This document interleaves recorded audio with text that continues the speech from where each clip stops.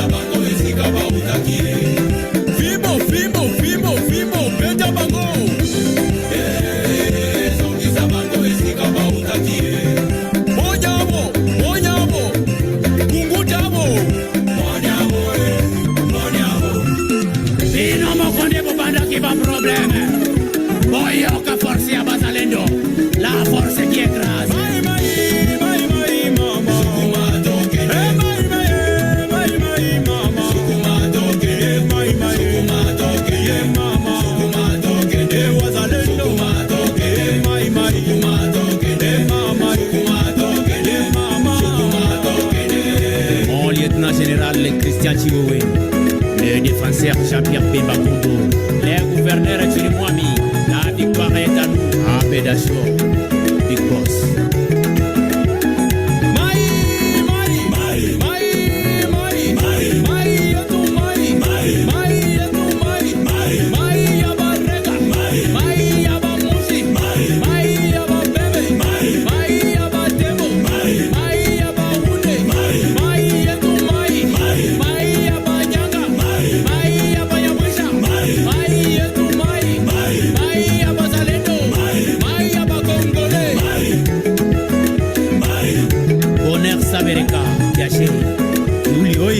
Mon colonel B50, colonel Patrick le vrai moment, financier sa débat. Pourquoi se verrait Matunda, le Wissi Bauma, leader Kwasa, Marc Maving, Charles Cheke, Darcy de Mounir, Gobi Misika, les fils de son père. Bonsoir, Maman Sifa.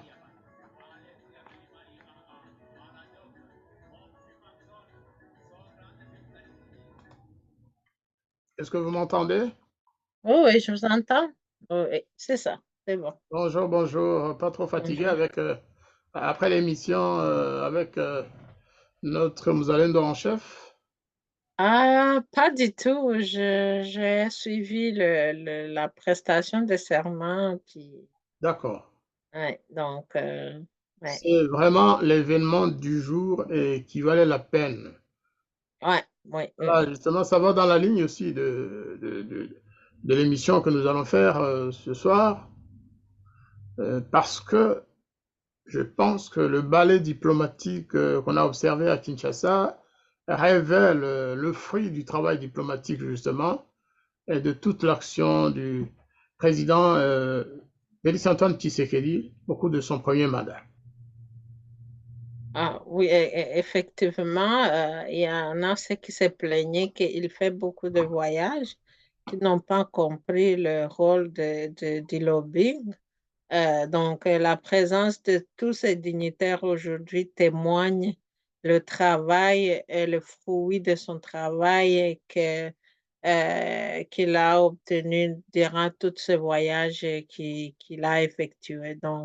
C'était grandiose, je dirais. Et puis, c'est un homme politique que la RDC avait vraiment besoin pour dans ces temps difficiles que le pays traverse.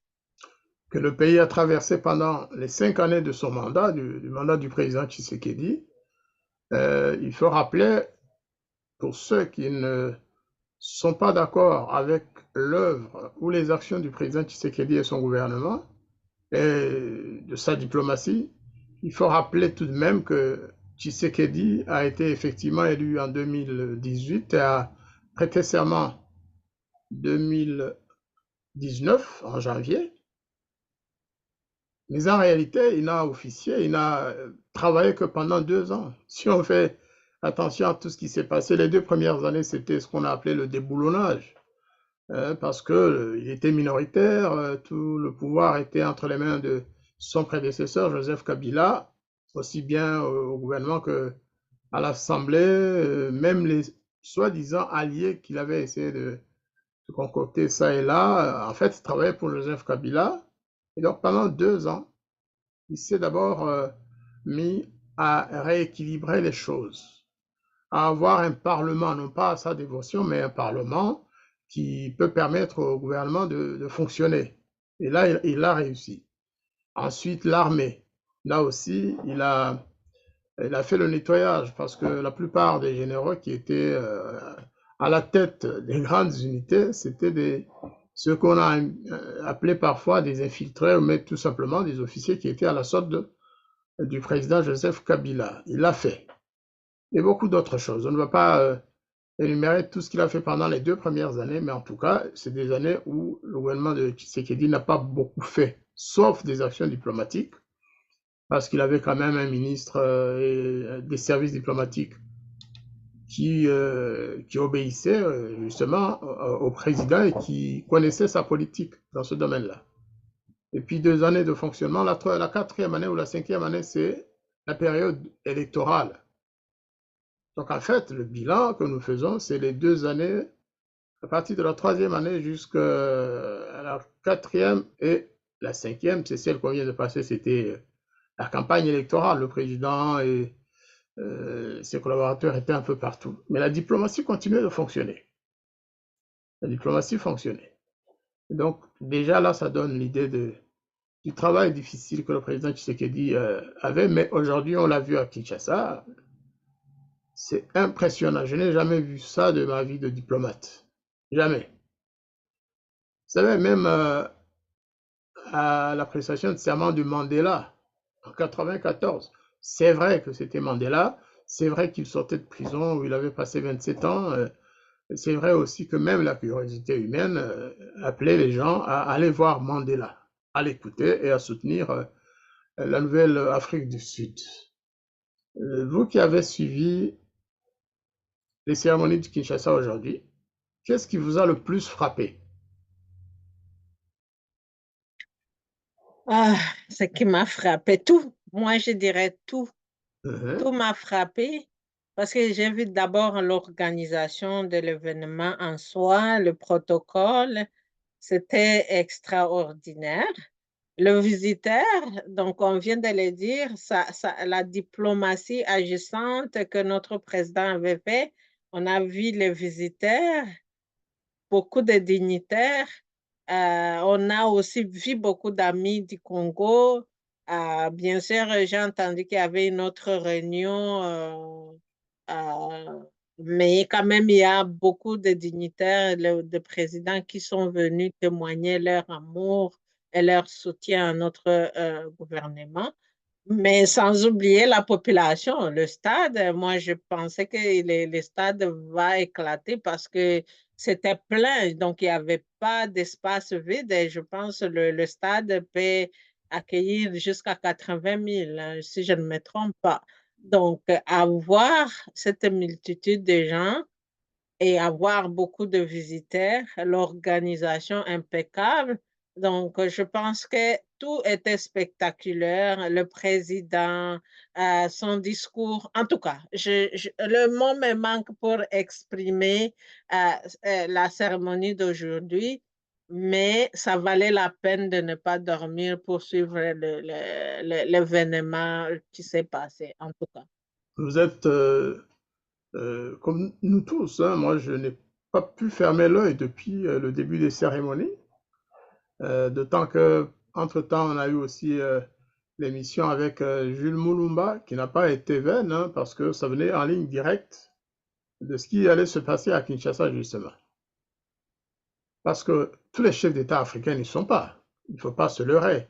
Il y en a même qui sont qui étaient et qui restent indésirables à Kinshasa. Je pourrais malheureusement citer le président de mon pays d'origine, Paul Kagame, qui est le diable pour les populations quinoises et congolaises. S'il avait mis les pieds à Kinshasa, je ne sais pas ce qui se serait passé. Je ne pense pas qu'il allait retourner au Rwanda. C'est vrai. Et il a bien fait de ne pas venir. Je profite aussi de compatir avec les Congolais de Goma parce que le courant émeraude, ces gens ont coupé l'électricité.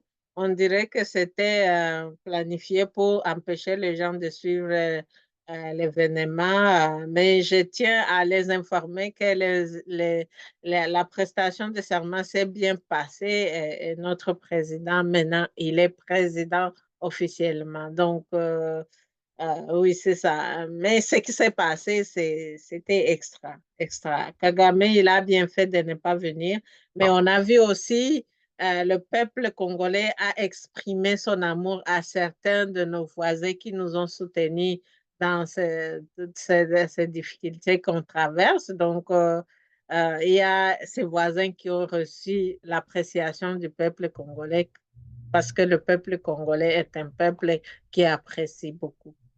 un peuple qui apprécie beaucoup. Pour ceux qui n'ont pas suivi toute l'affaire, hein, il faut savoir que le président Kagame n'a pas été en fait invité à Kinshasa. Il n'a pas été invité par la République démocratique du Congo pour des raisons évidentes. C'est un ennemi. J'imagine que si à Paris on organise une prestation de serment, une grande cérémonie tout simplement d'anniversaire de ceci ou de cela, ils ne vont pas inviter Poutine. Donc il faut que les gens comprennent pourquoi et saisissent bien le sens de ce manque d'invitation. Paul Kagame n'a pas été invité aux cérémonies de prestation de serment de Tshisekedi parce que tout simplement, il est considéré comme un ennemi de la République démocratique du Congo. Ça veut Mais dire quand même, la République, le gouvernement de Tshisekedi a tendu la main aussi à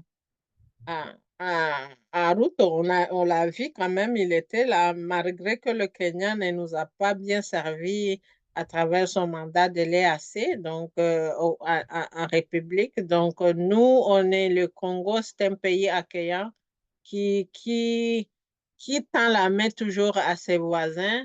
Bah, c'est un pays qui prône le bon voisinage. Donc, je pense dans ce cadre aussi que le président du Kenya, Ruto, était au Congo. C'est pas parce que le Kenya nous a bien servi, mais c'est parce qu'on prône la politique du bon voisinage. un autre voisin qui a pratiqué la politique de la chaise vide, c'est Yoweri Museveni. En fait, on apprend aujourd'hui qu'il aurait envoyé des troupes ougandaises sur le sol, sur le territoire congolais, et en grand nombre. Ça reste à vérifier, mais les informations que j'ai eues sont quasiment certaines que le président ougandais donc veut ouvrir un front, une guerre Ouais, contre la RDC. j'ai vu cette information aussi, mais ça, ce n'est pas une surprise en fait, parce que bien que notre président Félix Tshisekedi ne nomme pas l'Ouganda, mais la population sait vraiment que l'Ouganda n'est pas, l'Ouganda c'est le parent du Rwanda, donc c'est le fils, père et fils, donc il a été toujours là. Donc c'est pas une surprise, mais par contre, eux, ils vont voir une surprise. Donc, c'est ça. Espérons que Museveni l'a fait par un coup de tête, peut-être par jalousie aussi, parce que ben, il voit que tous les Africains qui comptent sont à Kinshasa.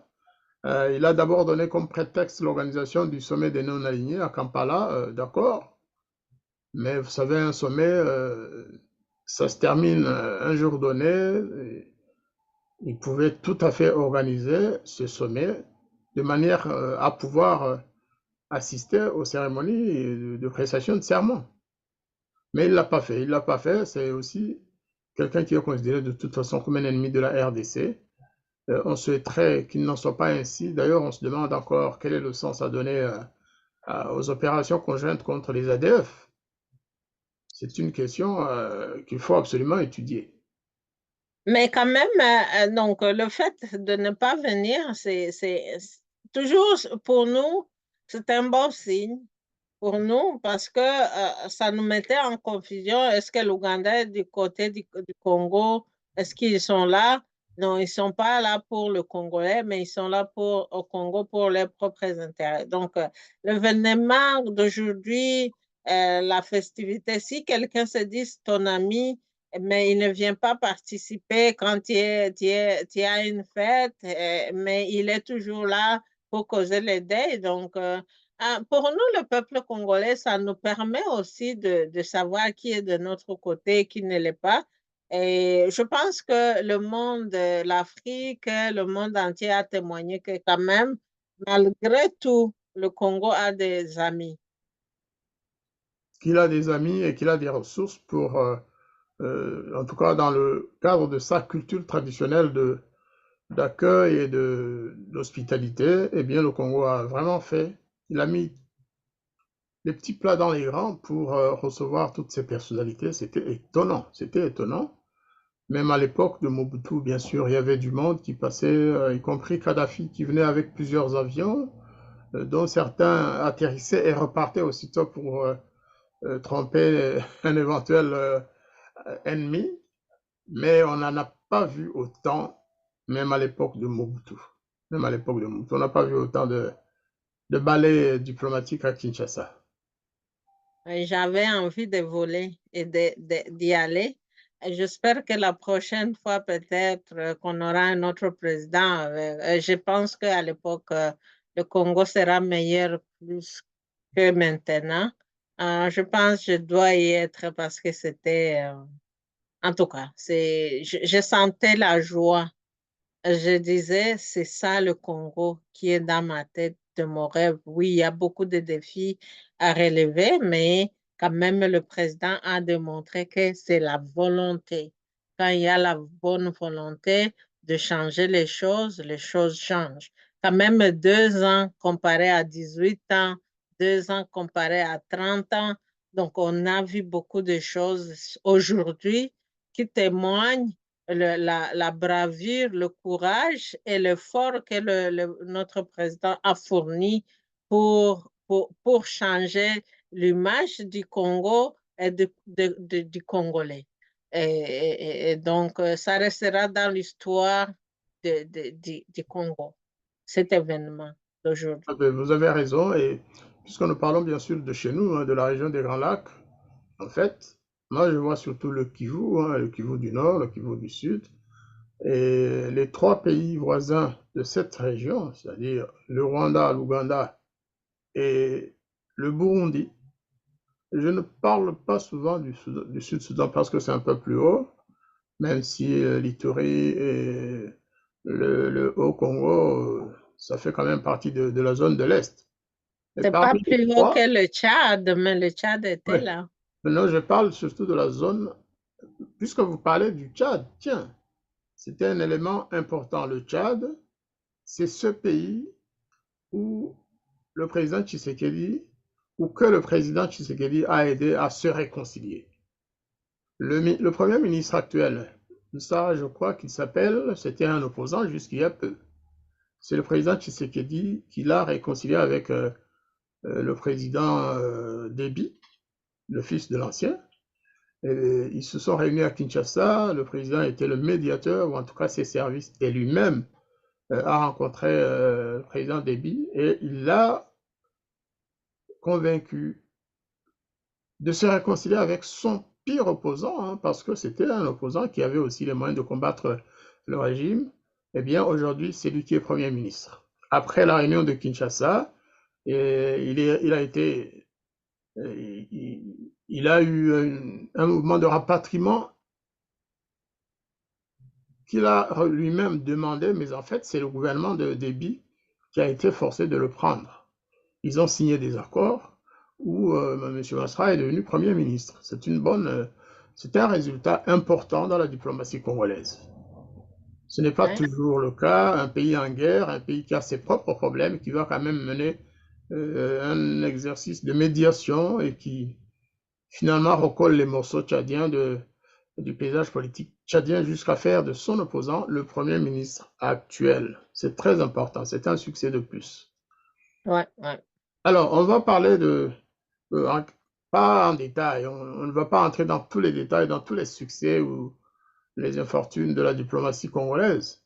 On va essayer de voir, après avoir bien sûr parlé de la cérémonie de prestation de serment qui a été grandiose, vous l'avez dit, entre 2019 et aujourd'hui, pour les gens qui ont suivi l'évolution de la diplomatie, qui ont suivi les différentes péripéties auxquelles le Congo a fait face, hein, qu'est-ce qu'on peut retenir comme succès essentiel de la diplomatie congolaise?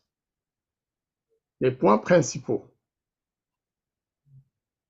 Mais d'abord, comme je l'ai dit, la politique de bon voisinage, nous avons vu que la majorité des pays limitrophes du Congo étaient là. L'Angola était là, la Zambie, le Malawi, le Brazza. Donc, quand même, on voit d'abord déjà, si tu es en bonne communication, tu as une bonne relation avec le voisin, c'est rassurant. Euh, c'est-à-dire que la diplomatie a fonctionné. On a vu quand même, il y a aussi d'autres dignitaires des pays, les délégués d'autres pays, entre autres les États-Unis, la Belgique. Donc, quand même, on voit que le président, dans tous les voyages qu'il avait fait, ça a porté fruit. Et la journée d'aujourd'hui est venue comme témoigner vraiment ce qu'il allait faire pendant tous ces voyages qu'il faisait à l'étranger. En bref, c'est ça ce que je peux dire. Euh, mais aussi, je n'oublierai pas aussi de mentionner qu'on a vu nos militaires bien habillés, bien formés. Donc ça aussi, c'est le fruit de la diplomatie. Donc le gouvernement a eu des partenariats avec d'autres pays pour former l'armée. Et aujourd'hui, on a vu une nouvelle armée avec de nouvelles uniformes, la manière de faire. Donc, en tout cas, ça me dépasse en fait. Alors, il y a aussi et surtout, en fait, l'aspect, comme vous l'avez dit, l'aspect de la sécurité du pays. Lorsque le président Tshisekedi a accédé au pouvoir, c'était un pays en guerre, pas ouverte, mais quand même un pays en guerre où tous les éléments d'une guerre potentielle étaient là sur le terrain. La preuve, c'est que en 2021 déjà, il y avait la guerre. Le M23 avec l'armée rwandaise sont entrés directement via Bunagana, via les volcans, sur le territoire congolais. Juste au moment où le président Tshisekedi finissait de recomposer le paysage politique en RDC, ses ennemis ont attaqué pour l'empêcher de poursuivre en fait ses efforts diplomatiques. Alors la première chose qu'il a faite, selon moi, c'est de redonner son intégrité territoriale à la RDC. Pourquoi?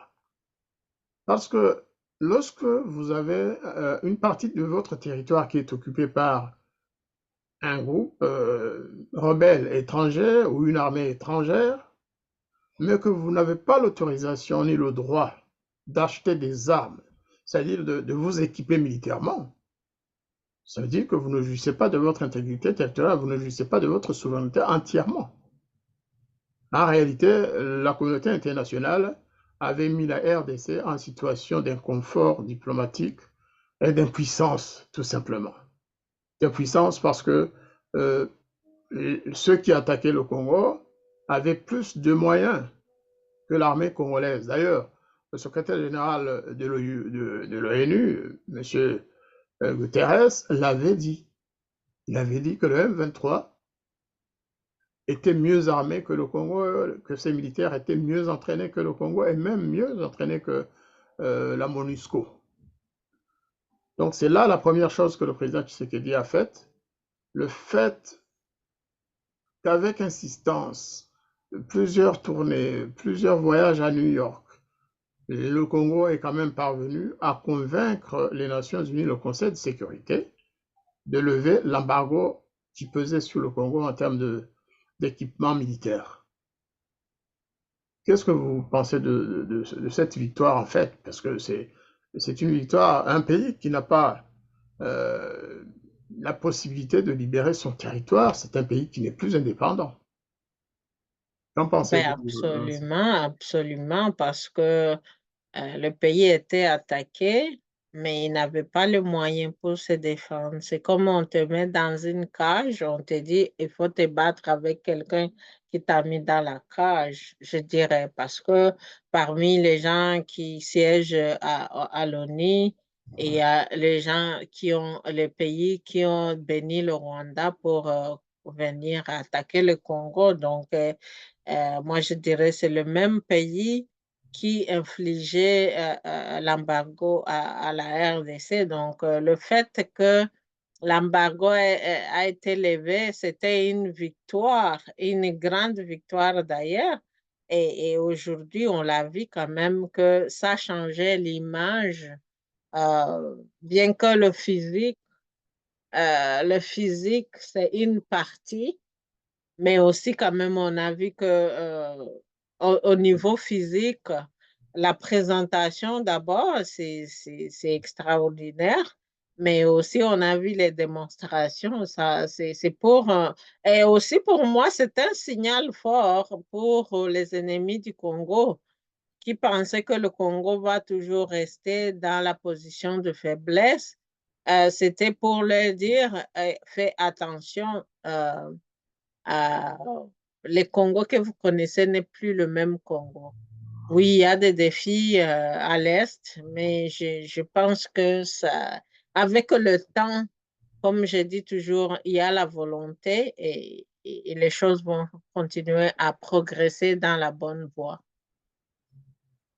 Tout à fait, j'insiste sur cet élément parce que peut-être que certains ne l'ont pas vu, hein, mais je crois que le Congo avait été mis en situation de ne pas être en mesure de protéger son territoire, de garantir sa souveraineté et d'assurer l'intégrité de son territoire.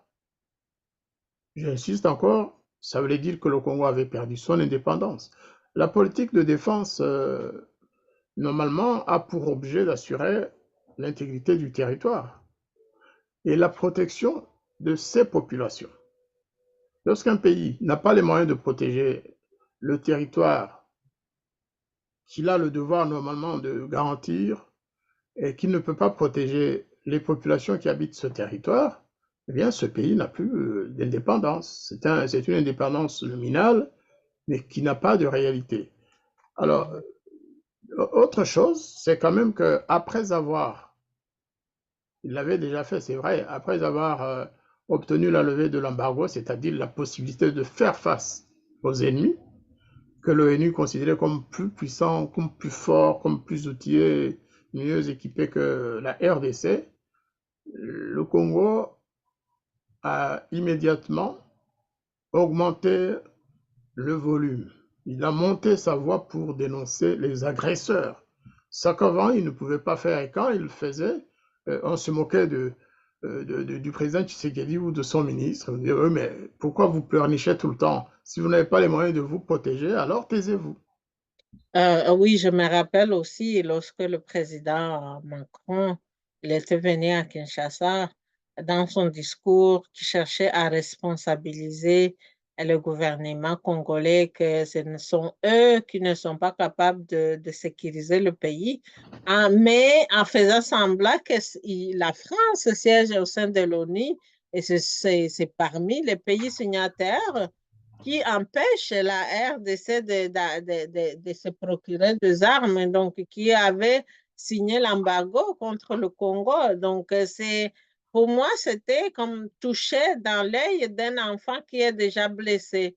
Donc, le Congo était dans une situation difficile, mais aussi Macron n'a pas aidé avec son discours parce que c'est comme, OK, je vais vous responsabiliser, vous pleurnichez, mais parfois, il faut plairer pour se faire comprendre et se faire entendre.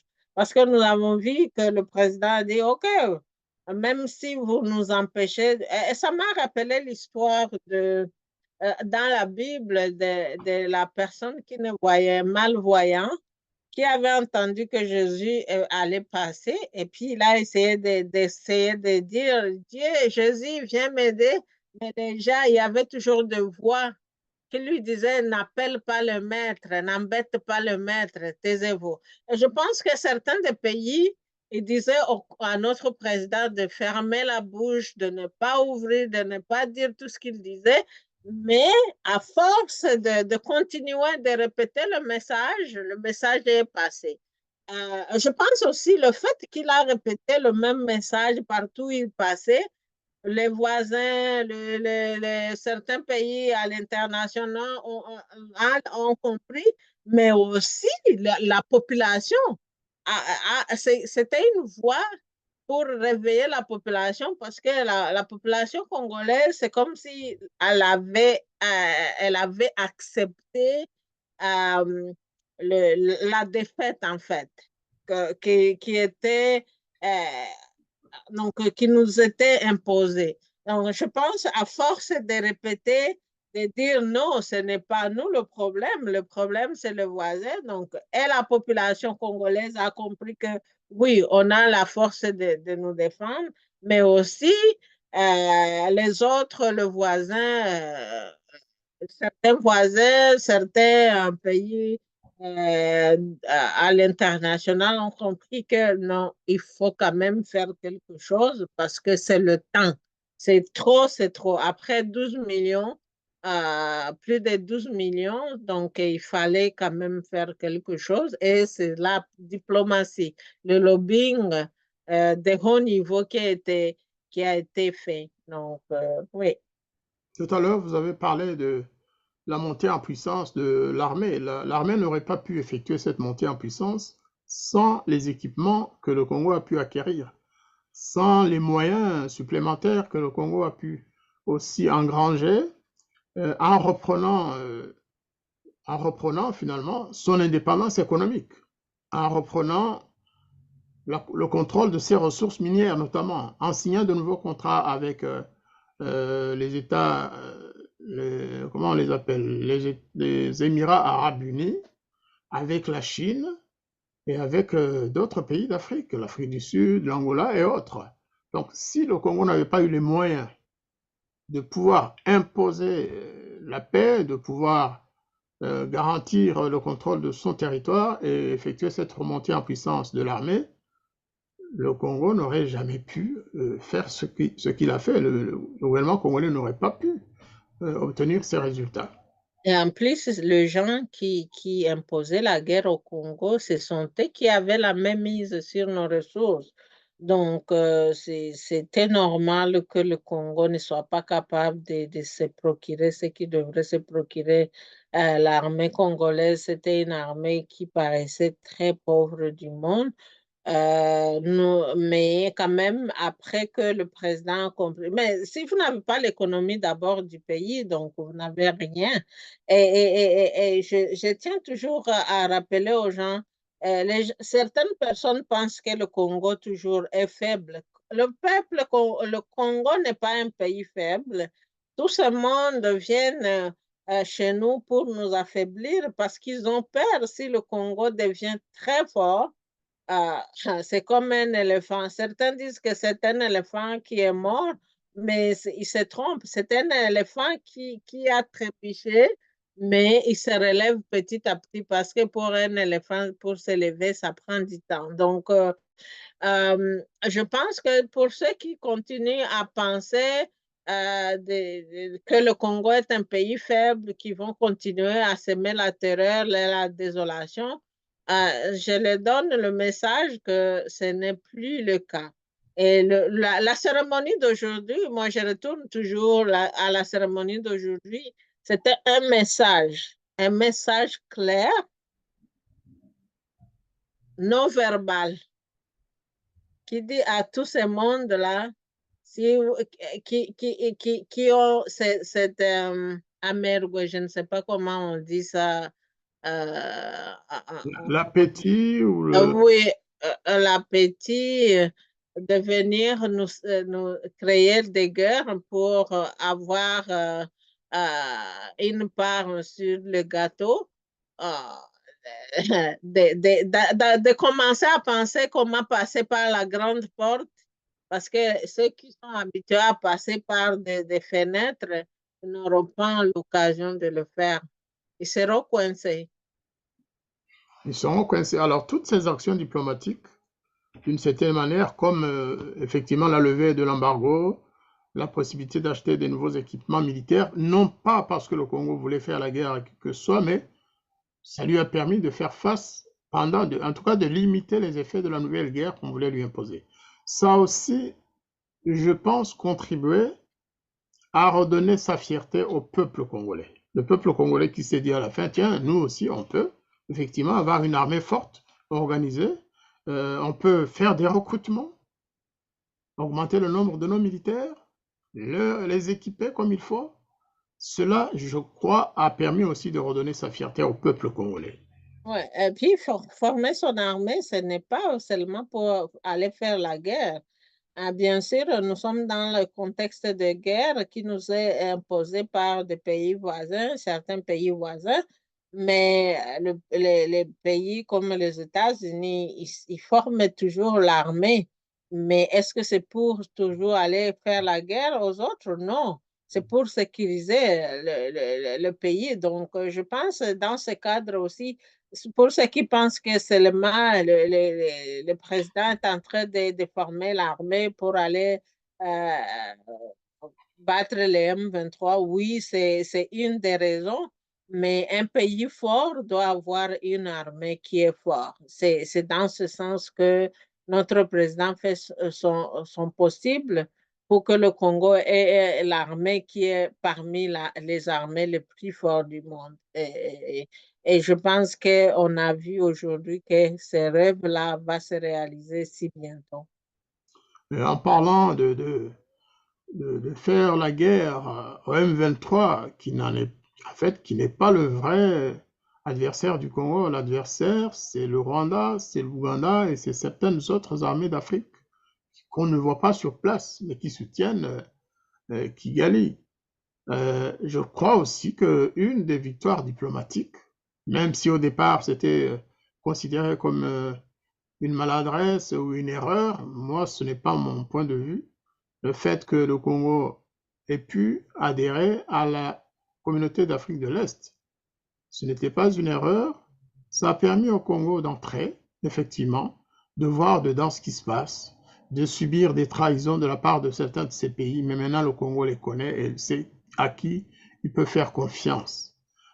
Mais ce qui est important, c'est que Kinshasa ait pu diplomatiquement conduire le départ des contingents de l'EAC. C'est très important et ce n'était pas facile du tout. Faire appel à des armées étrangères de pays voisins, les utiliser d'une manière, peut-être qu'elles ont servi, que ces armées étrangères D'une ont servi à certaine quelque chose, manière, hein. oui. Quelque part, ça a dû servir à quelque chose. En tout cas, c'est ce que nous expliquaient les militaires congolais qui travaillaient à côté, enfin, aux côtés de ces Africains. Mais le fait d'avoir pu les obliger de partir sans casse, hein, parce que malgré tout, même si l'Ouganda et le Kenya n'étaient pas contents de repartir, mais ils sont partis. Et ça aussi, c'est une victoire diplomatique. Et dans la foulée, avoir pu obtenir l'accord de la SADC, une organisation plus fiable peut-être par rapport au voisinage, j'allais dire, à certains critères. D'abord parce que la SADC avait déjà servi au Congo pour chasser le M23, mais aussi par proximité, allez, je ne vais pas dire ethnique, mais il y a une sensibilité que ces pays de la SADC partagent. Donc le fait aussi d'avoir eu l'accord de la SADC de venir au secours, parce que ce n'est pas par lâcheté qu'on fait appel à des amis, non. Il faut absolument, par moment, il faut à certaines périodes se dire que l'armée nationale peut être utilisée à autre chose pendant que les amis interviennent ou qu'ils peuvent venir aussi à la rescousse. C'est une grande victoire pour moi que les AC soient partis dans les délais qui étaient impartis et que la SADC soit arrivée dans les délais impartis. C'est aussi une victoire de la diplomatie congolaise. Oui, effectivement, mais aussi la population parfois disent que l'armée de l'EAC sont partis parce ils ont vu ce qui s'est passé sur le terrain. Ils ont eu peur. Sinon, ils allaient rester parce que déjà le président Uhuru Kenyatta, non, pas Uhuru, Ruto, avait dit qu'ils vont passer 30 ans au Congo, mais après une année, ils ont vu le feu et ils sont partis. Bon, ça, c'est la version du peuple. Peut-être ça peut avoir une vérité dedans, mais je pense que c'est la diplomatie de notre président. J'ai aimé trop ce que le président Ruto avait dit. If you are not on the table, you are not sitting on the table, you will be in the menu. Et le fait que le Congo a fait partie de toutes ces communautés qui nous entourent, ça nous donne aussi accès à l'information, de ne pas être dans le plat, mais être sur la table pour discuter sur des questions qui nous guettent tous. Donc, le fait d'entrer, moi, je n'ai jamais critiqué le fait d'entrer dans les AC, bien que le AC n'a pas servi ce que le Congo, mais de toutes les façons, on est là, dedans. Donc, tout ce qui peut se passer, les organisateurs ont la responsabilité de nous informer. Donc, il n'y a pas quelque chose qui peut être discuté sur le Congo ou un autre pays dans le cadre de l'EAC sans que le Congo les sache. Et ça aussi, c'est quand même quelque chose de très intelligent de faire. Il y en a ceux qui disaient non, on ne devrait pas rentrer dans cette communauté parce qu'il y a des traîtres. Mais comment tu sauras le traître, les stratégies du traître si tu ne rentres pas dans sa cage pour voir comment il a érigé, il érige tout ce qu'il doit comme ces stratégies pour te détruire. Donc, pour moi, je pense que c'était une bonne chose et ça est une bonne chose, surtout quand nous aurons la paix, après que ces rebelles du M23 vont retourner là où ils sont, d'où ils sont venus. Je pense que le Congo va en bénéficier aussi beaucoup dans le cadre de toutes ces communautés. Et c'est pourquoi on voit quand même la communauté de la SADC est venue et tous ces présidents ont témoigné vraiment que l'attachement à la République, ce n'est pas un attachement juste léger. Ils sont venus témoigner avec de leur présence. Ils auraient dû dire, oh non, nous n'allons pas se promener, s'aventurer, aller au Congo, surtout que c'est un pays en guerre. Mais qu'il pleuve, qu'il neige, nous sommes des amis, nous sommes membres d'une même famille. Ils sont venus pour nous témoigner qu'ils sont là. Ils sont là avec nous dans tout ce que nous traversons. Et c'était le fruit aussi de cette diplomatie agissante que le président a pu faire. Donc, moi, je dis toujours, notre président savait où frapper au bon moment et quand frapper. Et je pense qu'il a compris que la diplomatie, c'est un art très fort pour pouvoir diriger un pays grand, un grand pays comme le Congo.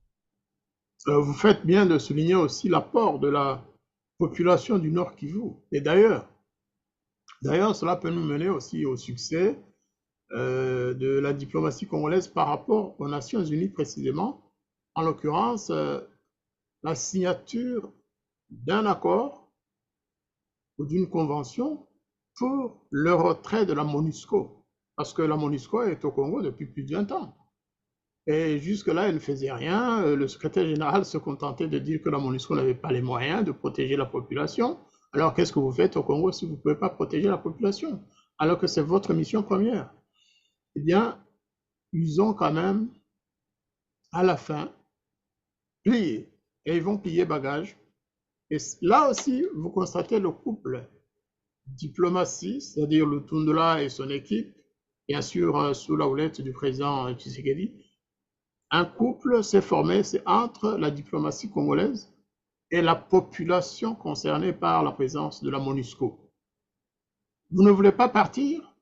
Je suppose que vous avez constaté chaque fois qu'il y avait des blocages, la société civile du Nord Kivu faisait des déclarations, des communiqués pour dire que si vous ne partez pas, nous allons vous forcer à partir. Ça aussi, c'est un certain succès du gouvernement qui parvient à donner confiance à la société civile, aux populations du Nord Kivu, et qui n'ont plus peur de manifester. Avant, quand il y avait des agressions extérieures, eh bien, la population restait à la maison. Quand elle n'était pas assassinée, quand elle ne fuyait pas, eh bien, la population n'agissait pas. Aujourd'hui, depuis un certain nombre d'années, la population est dans le coup. Elle marche, elle manifeste, tout ce qu'elle n'a pas fait, tout ce qu'elle a fait n'était pas nécessairement une bonne chose. Elle a par moments raté, elle est allée trop loin, mais elle a agi comme une population, comme un peuple responsable. Voilà, c'est très important aussi. Mais parfois, quand on dit, on répète le même message, mais on ne se fait pas entendre. Donc, oui, il y a des dérapages, mais parfois aussi, il faut frapper fort parce que je trouve que, oui, la société civile a toujours manifesté, euh, a toujours démontré son point de vue par rapport à la présence de la force onusienne au Congo. Mais on dirait qu'il n'y avait pas, leur voix ne se faisait pas entendre. Et je pense que tout ce que nous voyons aujourd'hui, c'est parce que nous avons eu la chance d'avoir un gouvernement qui écoute le peuple. Et tout ce qui se passe, c'est parce que le peuple a parlé, a exprimé ses idées, sa volonté, ce qu'il veut, et le gouvernement les écoute. Et c'est ça, c'est pourquoi d'ailleurs, hein, je dirais, le peuple a renouvelé le mandat de Tshisekedi parce que c'est un président avec son gouvernement qui a démontré qu'il est à l'écoute du peuple. Donc, ils travaillent pour le peuple, malgré qu'il y en a toujours ces gens qui pensent, qui travaillent pour leurs propres intérêts, mais le président et son gouvernement, la majorité de membres de son gouvernement ont démontré qu'ils sont là pour écouter le peuple et la volonté du peuple a été respectée. Donc, je pense aussi l'ONU ne voulait pas quitter le Congo parce qu'on n'avait pas un gouvernement fort. Parce que pour imposer certaines choses, il faut quand même avoir cette force. On dit qu'un sac vide ne se met jamais debout. Donc, pour être capable de se mettre debout, il faut avoir la parole. Donc, il y a une force quelque part de la part de notre gouvernement qui a imposé des choses. Donc, on le voit aussi, même dans les négociations. Avant, on nous imposait à négocier. Mais nous, même, ils ont essayé de le faire encore, mais le président a dit, on ne négocie pas avec des terroristes et c'est tout. Donc, il faut avoir quand même la force de le dire et se faire écouter et se faire respecter. Et je pense que le pays va dans cette direction où on va se faire respecter si on veut quand même dire des choses, qu'on se fasse entendre. Et je pense que c'est ça, ce qui a fait que l'ONU nous écoute finalement et qu'ils ont accepté de partir.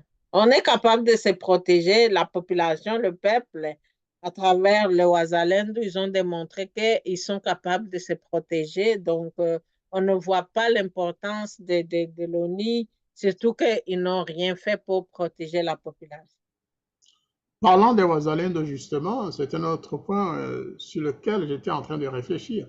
S'il n'y avait pas eu tous ces processus de négociation à Nairobi, Nairobi 1, Nairobi 2, Luanda, est-ce que le Congo aurait pu pouvoir convaincre ses partenaires étrangers que les Ouazalendo n'étaient pas des gens à neutraliser, à tuer parce que c'est des rebelles, des forces négatives? Avant Tshisekedi, les Ouazalendo étaient considérés comme des forces négatives.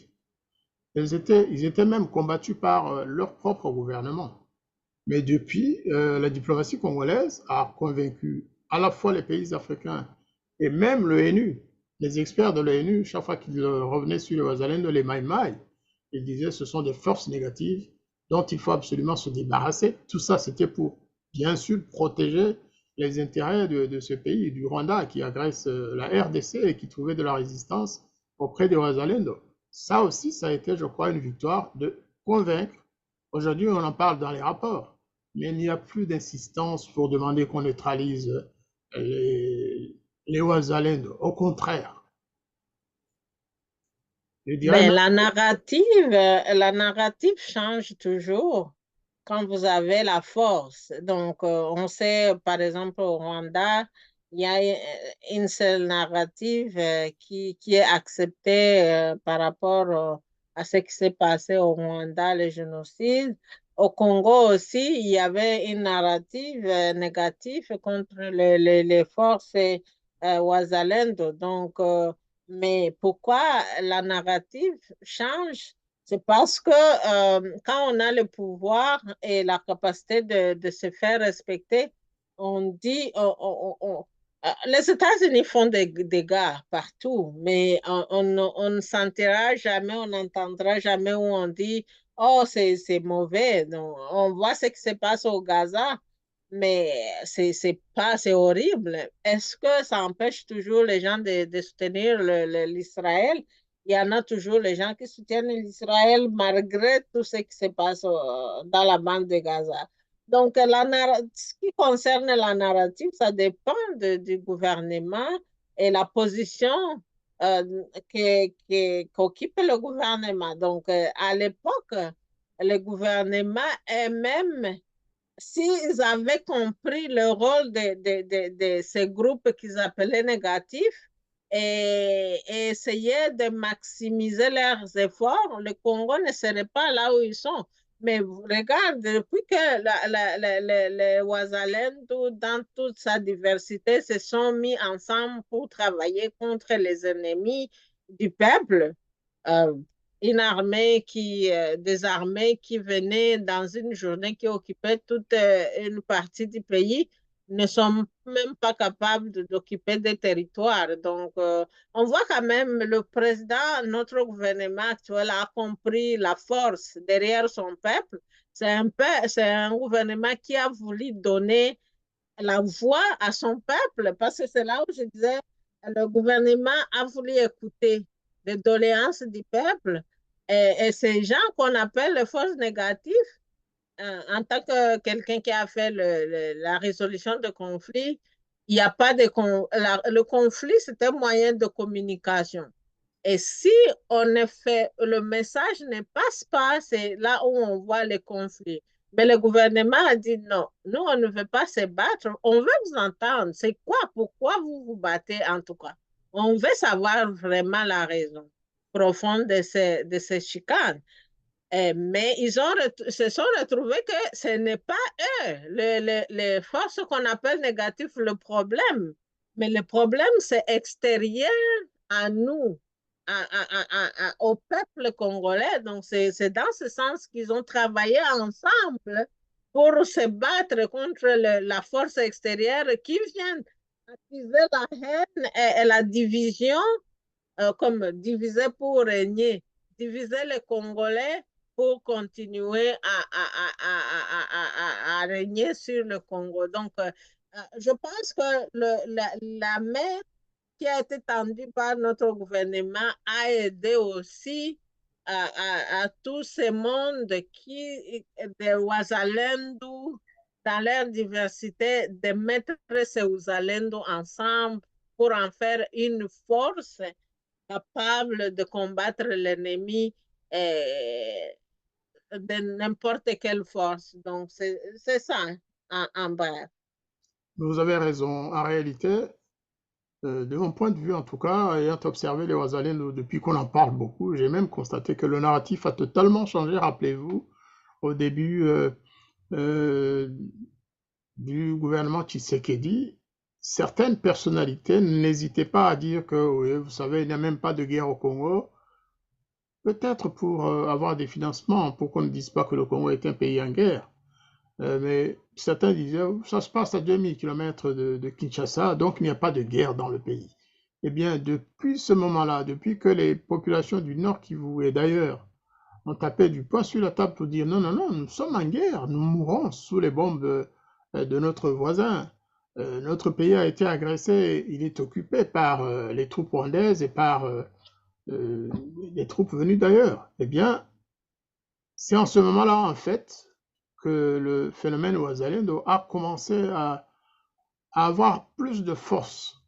C'est en ce moment-là que la résistance Ouazalendo est devenue une question de fierté nationale et qui vraiment symbolisait l'unité nationale autour de ces forces-là qui combattaient l'agresseur. Et les savants peuvent dire, ou les juristes qui parlent souvent de souveraineté nationale, de nation même, la notion de nation, pourrait dire que les Ouazalendo ont renforcé ce qu'on appelle en droit l'affectio societatis, c'est-à-dire le fait pour un peuple divers de se sentir autour de valeurs communes et d'être moralement ensemble. Ils s'associent autour de leur nation pour renforcer justement cette nation, pour notamment la préserver de ce que vous disiez tout à l'heure, des appétits extérieurs. Et c'est ce qui s'est passé dans le Nord Kivu. Et pour finir, le phénomène Ouazalendo est devenu un phénomène national, jusqu'à un moment où les ministres congolais défendaient la légitimité de l'Ouzalendo. Le président de la République même, le président Tshisekedi, qui a avoué publiquement qu'il était lui-même un Ouzalendo. Donc c'est tout un esprit national et ça s'est fait en symbiose avec les efforts diplomatiques, je crois, du pays pour convaincre l'étranger, pour convaincre la communauté internationale que les Wazalendo n'étaient pas une force négative, mais bien au contraire, que c'était des patriotes qui défendaient leur pays, qui défendaient leur famille, qui défendaient leur territoire contre les agressions extérieures. Pensez-vous qu'effectivement, les Wazalendo ont pu changer quelque chose dans l'imaginaire et dans la considération de cette guerre par les autres Congolais, notamment ceux qui sont dans la capitale, alors que les Wazalendo sont en périphérie. Ils étaient en périphérie, je crois qu'aujourd'hui, ils sont au cœur même de la nation congolaise. Oui, ben, l'esprit Uzalendo, euh, en fait, comme Gilles Molumba l'a expliqué dans l'autre émission, l'esprit était là. Il y avait toujours les Wazalendo, mais ils n'étaient pas unis. Cette force des Wazalendo était éparpillée partout.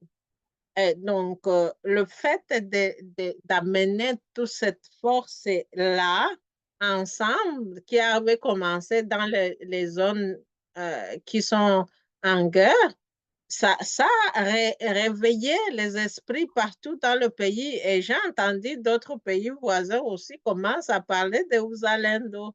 Donc, ce n'est pas, c'est un courant des réveils patriotiques. Peut-être dans les pays comme le Mali, on l'appelle quelque chose d'autre, mais quand même, on a vu cet éveil patriotique au niveau de l'Afrique. Je pense aussi cet esprit est venu aussi pour nous réunir aussi en tant que Congolais.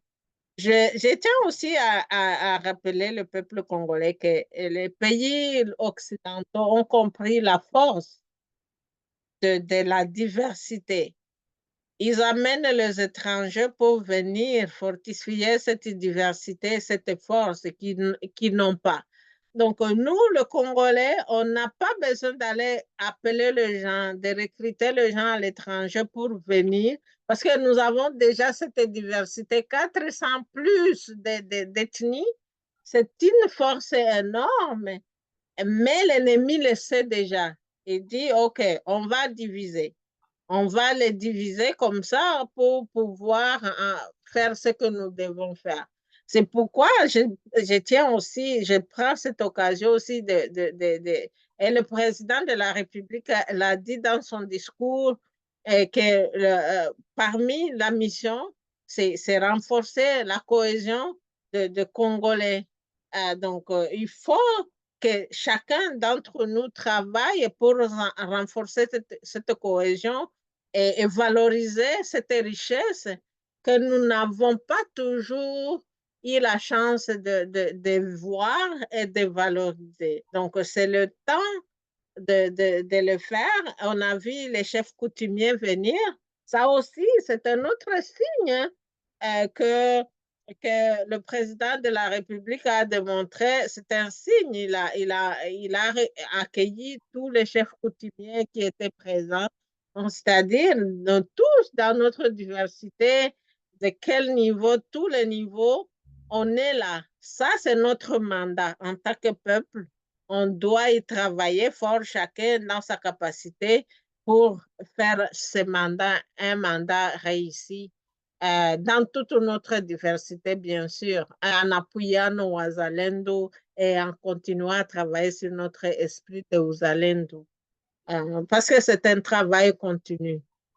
Il nous appartient, comme tous les autres, hein, nous n'avons pas la même voix, notre voix ne porte pas autant que les chefs d'État qui étaient à Kinshasa ou les autres qui ont envoyé des messages, mais nous avons le devoir aussi de dire, en ce qui vous concerne, merci parce que vous êtes congolaise, et moi de dire bravo, félicitations à la diplomatie congolaise. Félicitations à la diplomatie congolaise, à ceux qui en sont les moteurs, à commencer par le président de la République congolaise, plutôt de la RDC, et ses diplomates, à la tête desquels se trouve le vice-premier ministre, ministre des Affaires étrangères, Christophe Lutundula.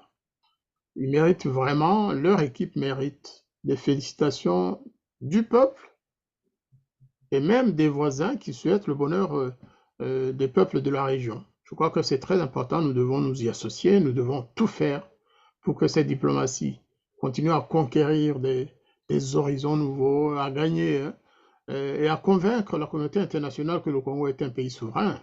et surtout à taper, si possible, sur les doigts de ceux-là qui veulent déstabiliser ou balkaniser la RDC. Il faut absolument Ben, que les gens comprennent.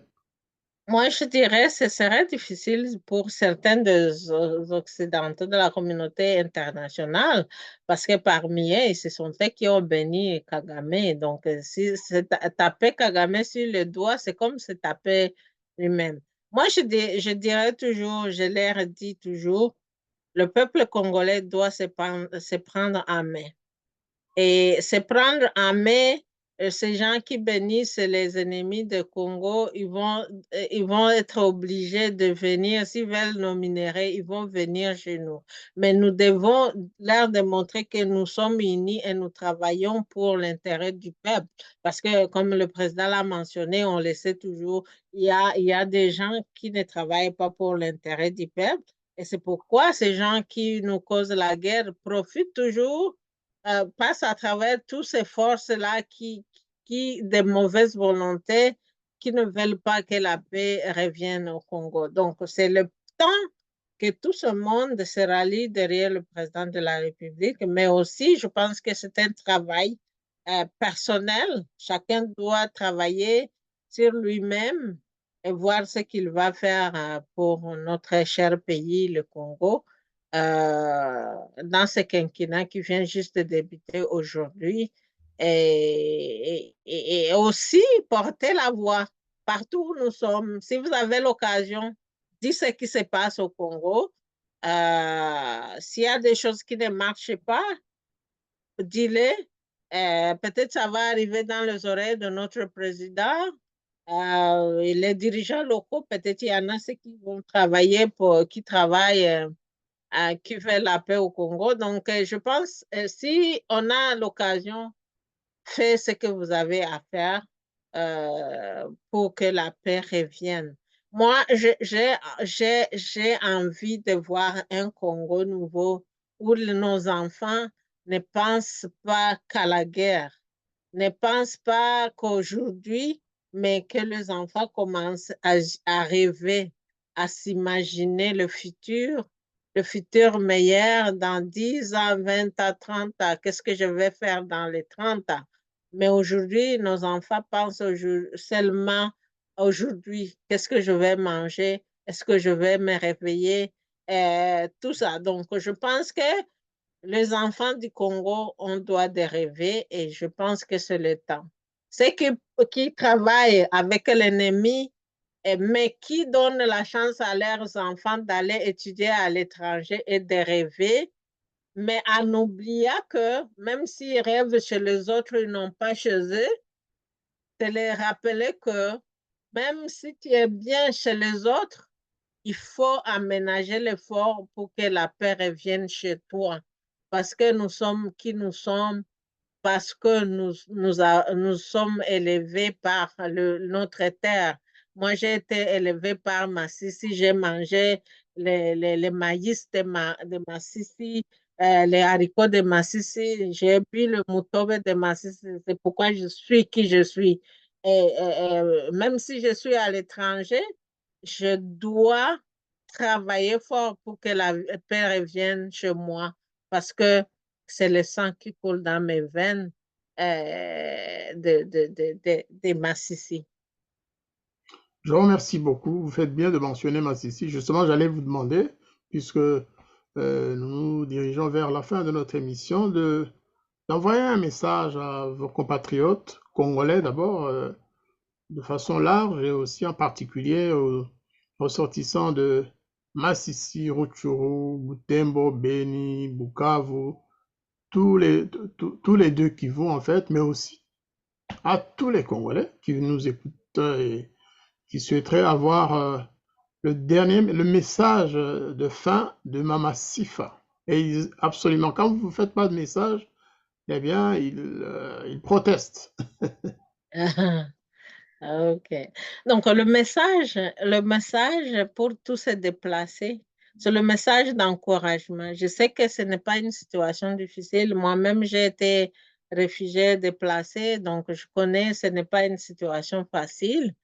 Mais on sait il y a toujours demain, il y a toujours l'espoir les choses vont changer et les gens vont retourner dans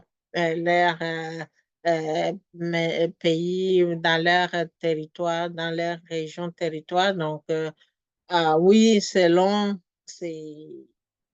la vie n'est pas facile, mais je pense toujours à eux et puis je lance un message d'encouragement. Euh, à ceux qui sont sur les champs de bataille, qui perdent la vie, Novaya Wazalendu, je, je rends hommage à tous ces héros qui perdent la vie chaque jour pour défendre le terrain, notre terre, notre patrimoine, pour que le Congo revienne donc ait son respect qui nous a été pris par les lâches qui sèment la terreur chez nous. À tous les Massissois, les Rutshuriers, à tout le peuple congolais, félicitations. Votre voix a été entendue. Votre candidat a été retenu. Il a prêté serment aujourd'hui. Donc, ce n'est pas la fin. Ça, c'est la fin du début. C'est un autre début d'un autre quinquennat. Donc, les élections se terminent, et la prestation du serment se termine, mais ce n'est pas fini. On a fait un grand travail pendant la campagne. Vous avez fait un beau travail pendant les élections. Voilà, les fruits sont là, mais le travail continue. Donc, je pense que nous devons continuer à travailler, être derrière notre cher président, mais aussi à travailler pour l'accompagner dans ce mandat. Je tiens aussi à rappeler les gens, certaines personnes pensent toujours, j'ai entendu les gens me dire, est-ce que Tshisekedi, même si tu parles de lui, il t'écoute? Moi, je parle au peuple, à mon peuple, et Tshisekedi aussi, bien que Dieu lui a élevé plus que à un autre niveau, il est aussi un peuple congolais. Donc, j'ai dit à chaque Congolais de travailler, de ne pas attendre Kinshasa pour venir changer des choses chez nous. C'est pourquoi nous, les Ouazalendous, se sont levés pour travailler pour la sécurité. Bien sûr, le gouvernement va venir les épauler, et, euh, mais le travail premier nous appartient. C'est la même chose pour le développement. Ce n'est pas Kinshasa qui va venir développer chez nous à Massissi, c'est nous les Massissois. Ce n'est pas le Kinshasa qui va devenir développer Rutshuru, c'est nous les Rutshuriens. Donc, les gens qui pensent que Tshisekedi, il devient président, il va venir développer tout, non. Lui, il a dit, il va travailler avec vous. Donc, c'est à vous de faire le premier pas. Ceux qui ont besoin de l'aide, de passer à travers les élus pour demander cette aide-là pour compléter ce qu'ils doivent faire. Donc, et c'est là où toujours j'ai des problèmes avec les gens qui pensent que ce sont les leaders qui vont venir changer. C'est nous qui doivent changer. Nous donnons les mandats à eux de nous représenter quelque part, mais ce n'est pas eux de venir faire à notre place. Moi, en tant que travailleuse sociale, il y a quelque chose qu'on fait. On ne fait pas pour les gens. On travaille avec les gens. Et je pense que c'est la même logique avec le gouvernement. Le gouvernement ne travaille pas pour, mais le gouvernement travaille avec le peuple. Le pouvoir, c'est pour le peuple. Donc, le gouvernement doit travailler avec le peuple, mais pas pour le peuple. Donc, il faut que quand même les gens savent comment différencier les choses. Et je tiens à vous rappeler cela. J'ai toujours répété, mais la répétition, c'est la mère de la science. Je pense que le peuple congolais est très intelligent. Ils ont compris mon message. Nous allons continuer à travailler avec notre gouvernement, chacun dans sa capacité pour changer les choses. Je ne manquerai pas aussi, je sais que le gouvernement va être bientôt annoncé, de rappeler le ministre de l'Éducation de l'intérieur, de se rappeler de ces enfants, tous ces enfants qui sont dans les camps de réfugiés, dans tous ces camps de déplacés, de penser à eux. L'éducation, c'est une chose très importante. Et la plupart de ces enfants ne sont pas à l'école. Bien que l'éducation à l'école primaire est gratuite, il y a aussi l'école secondaire. Donc, de chercher, de faire tout le moyen possible de ramener la paix. Et si la paix n'est pas ramenée dans les régions, au moins d'organiser le salle de classe dans le camp de déplacés pour que toute cette jeunesse soit occupée, retourne à l'école. C'est ma prière en fait. À nos voyants soldats, à nos peuples, je dis toujours, la patrie ou la mort, nous vaincrons. Et aujourd'hui, nous avons eu une couronne. Vous avez raison de le répéter, la patrie ou la mort, et surtout, il ne faut pas que les dirigeants actuels oublient que les lendemains peuvent changer en bien si on respecte les populations locales et si on leur donne les moyens de se défendre et de constituer un mur contre les agressions. Il faut absolument que Kinshasa sache que la périphérie, ce n'est plus le sud ou le nord Kivu.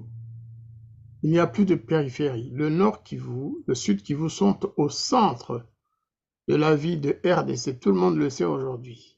Et si demain cette crise est mal gérée, même après une victoire contre l'agresseur, si on ne gère pas bien, si on ne donne pas de la valeur aux populations qui ont tant souffert de ces guerres, vous savez, on peut connaître d'autres drames. Donc, il faut absolument qu'on garde le Zalendo comme idéologie, non pas seulement pour gagner la guerre, pour chasser les agresseurs, mais aussi pour l'autogestion des populations du Nord Kivu et d'ailleurs. Je vous remercie beaucoup, chers auditeurs et auditrices, d'avoir suivi cette émission. Je remercie surtout Mama Sifa de m'avoir accompagné comme d'habitude. Les samedis soirs en général, on fait une émission. Eh bien, nous reviendrons bientôt pour poursuivre le bilan, c'est-à-dire les analyses concernant ce que le gouvernement Tshisekedi a pu réaliser pendant toutes ces années. Là où on a fait un survol des succès diplomatiques, on en a sans doute oublié, probablement les plus importants d'ailleurs, mais on a fait l'essentiel, ce que nous on ressent en tant que personnes vivant sur le terrain pour certains, et d'autres qui analysent ou qui suivent la situation de guerre qui prévaut en RDC au jour le jour. Merci beaucoup, Mama Sifa. J'aimerais juste faire une demande Tout à fait. de la République d'organiser un projet de 100 jours de construire des routes de Masisi et de Rutshuru parce que l'Ouganda nous avait menti. Et je lance le message à tous ces voleurs. Cette fois-ci, il ne faut pas qu'ils volent l'argent du projet de 100 jours. Je sais que dans son premier quinquennat, il avait organisé le projet de 100 jours pour faire des projets grandioses, mais il y avait des voleurs. Et il y a un pasteur qui a prié pour ces voleurs. J'espère que cette fois-ci, ils ne vont pas voler. Monsieur le Président Félix-Antoine Tshisekedi, félicitations, mais nous voulons un projet de 100 jours à Masisi et à Rutshuru pour construire nos routes. Nous ne voulons pas l'Ouganda parce que l'Ouganda, ce sont des menteurs. Merci. À bientôt. L'Ouganda a trahi la confiance du président Tshisekedi, qui dès le départ avait autorisé des entreprises ougandaises à venir effectivement construire des infrastructures.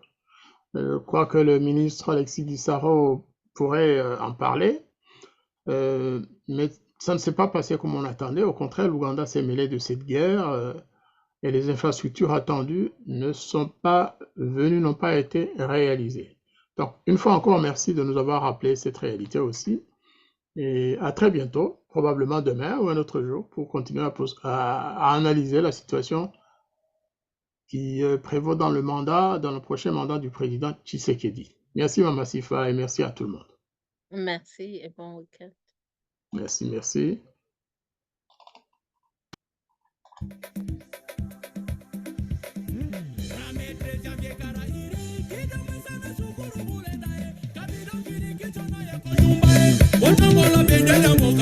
VDP, l'ensemble de toutes les matières premières, le vrai patriote, l'espoir de toute une nation.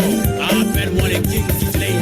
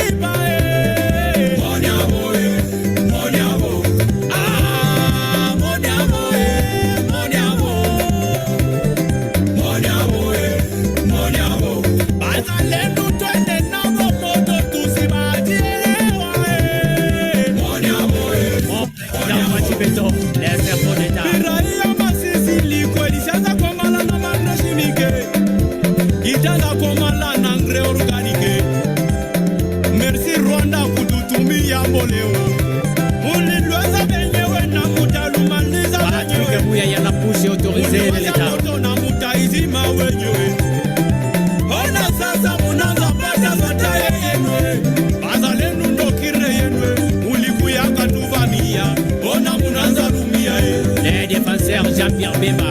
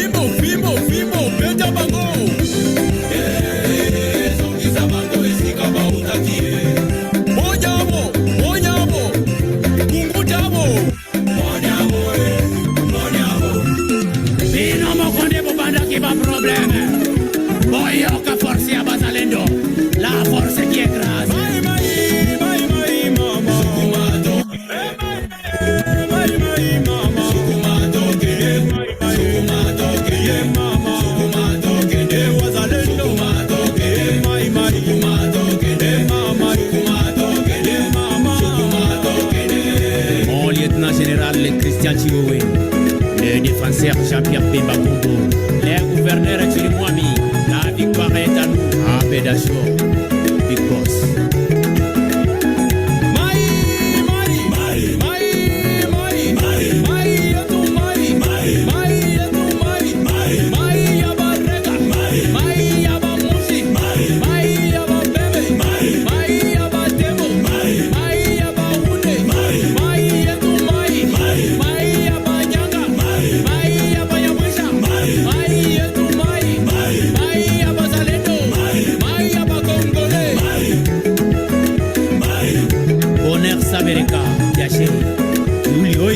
Mon colonel B.C. Kandi, colonel Patrick Le Préboman, financier Sadeba, Bokon Serere Matunda, Wisi Bauma, leader Kwasa, Marc Maving, Jean-Luc Cheke, Darcy de Mounir, Gobi Misika, les fils de son père, mon frère Bantu Pandaleo, Marcel Esra, Chéri Abato, Alex Yakilimali AA, Maladox, mon petit Faxon, Socrate Bin Sadiki, Majus Defender.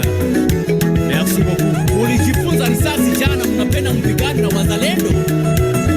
Moko sambwa, mutanyamaza, mutatambika mpofu.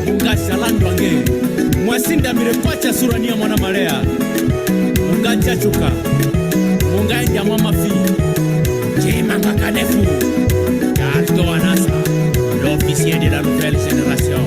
Appelle-moi le king Ditley, Dimba Mian, c'est le Castafio, Razig Zag, Wamwe Life, Yoto, Maka Chachama Vereke.